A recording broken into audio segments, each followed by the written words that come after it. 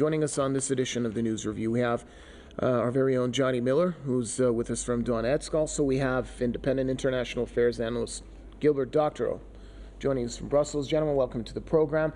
Let's start off with Johnny. Please give us an update on the recent news we had about the advances in eastern Luhansk region as the fighting continues there. What can you share with us and our viewers? Well, yes, Russia has been making incremental advances over recent weeks, but the settlements of Bakhmut and Ugledar, their main objectives at the moment, still held by the Ukrainians. They're putting up fierce resistance, huge fortifications in these settlements, but increasingly reports that Ukraine may well be about to, at some point, withdraw from Bakhmut. So we do expect at least Bakhmut to fall to the Russians at some point, but as I say, the Ukrainians putting up stiff resistance. The Hungarian president recently said that the European Union's policy is that they want peace in the future, but they're waiting for a more advantageous result on the battlefield from Ukraine. But at the moment, it looks like Russia will on the front foot, especially as there's upward of 350,000 Russian soldiers at various points around Ukraine that haven't gone in yet. So there's an expectation from both sides that at some point Russia will launch a major offensive, but that hasn't come yet.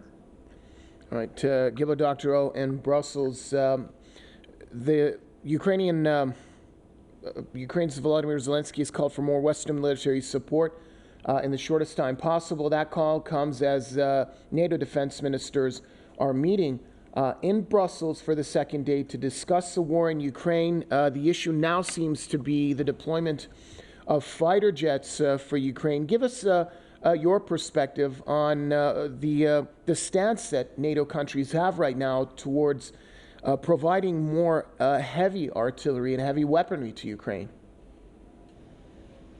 Well, they talk about fighter jets. Even the talk about tanks is largely an irrelevancy today.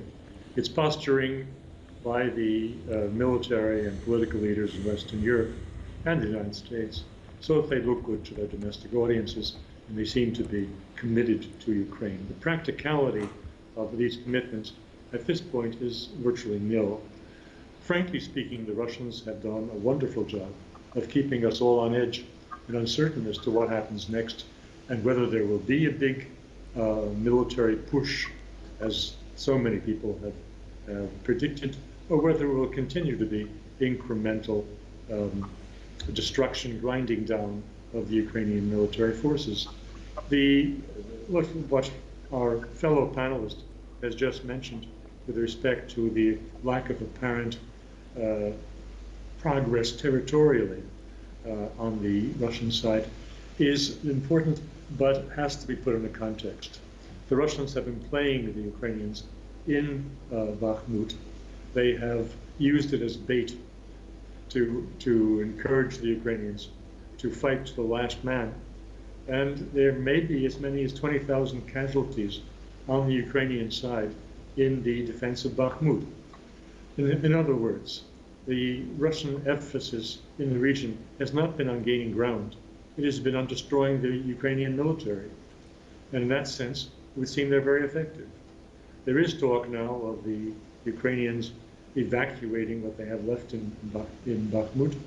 And if so, there's also talk among Ukrainian politicians, including a former close advisor to President Kuchma in the past, that the fall of Bakhmut might result in political turbulence in Ukraine that would be the undoing of Mr. Zelensky. So there is a lot of uncertainty. Uncertainty, of course, is not something that the propagandists here in Western Europe want to consider. And so on this morning's BBC and Euronews, we heard that the Russians have announced the beginning of their offensive. Well, the Russians have announced nothing. That's simply an invention of the editorial board of these news agencies in the West. We don't know. We also have information that's quoted in the New York Times that the Russians have stationed a lot of fighter jets, helicopters, and other attack air equipment for what could be a new stage in the war, where the Russians used their dominance in the skies to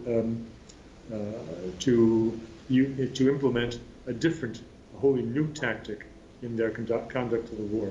All of these are conjectures. No one really knows what the Russians are about to do next. And that is, I would say, from a military standpoint, absolutely brilliant.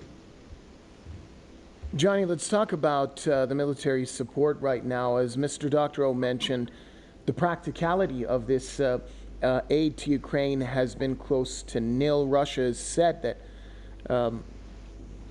providing Kiev with weapons is only going to prolong the war. Talk to us more about that aspect. Well, there was a report in the Daily Telegraph today or yesterday saying that Russia is winning the ammunition war against the West. Also reports that NATO may well be training Ukrainian soldiers in order to fight using less ammunition. So that's one possibility of how this war will ultimately end, with NATO, particularly European countries, no longer having the hardware or the political will to carry on fighting, and therefore a push for a negotiated settlement. There's also, of course, a lot of question marks about these tanks and whether the Ukrainians are getting enough training for these tanks. They're supposed to take months or even years to train in these tanks, but they're being forced to train with much less time. So being sent to the front poorly trained. Also the question marks of these fighter jets. It takes months or particularly years to train pilots. So it's not clear and unlikely, in fact, that these fighter jets will come. And we're also seeing from some European countries, Holland and Denmark have both said that they won't be supplying these Leopard tanks as well. So I think we'll see more of these stories in the coming weeks, months, of European countries particularly unable to give Ukraine the ammunition or the weapons that it needs to fight the Russians. Mr. Doctor, one last question before we leave you. Many observers and analysts believe that the reason, basically, that Kiev is not coming down and sitting at the negotiating table with Russia is the fact that Western countries and NATO countries keep providing it with more and more arms. Do you agree with that notion? Well, the whole scenario on the Ukrainian and NATO side is being manipulated from Washington. So what Mr. Zelensky thinks is almost an irrelevancy here. The Washington is not yet satisfied that it has done sufficient damage to Russia.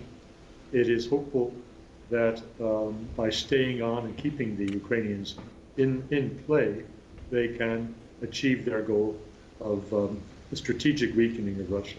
That's improbable, but as I said, what Mr. Zelensky wants is not really, at this moment, and in the foreseeable future, is not really going to change the war or bring it to negotiations. That decision will come from Washington in Washington's own good time. All right, thanks a lot, gentlemen. Johnny Miller joining us from Donetsk, and Gilbert Doctorow speaking to us from Brussels. With that, brings us to an end here on this edition of the News Review. But stick around, there's plenty more to come here on Press TV.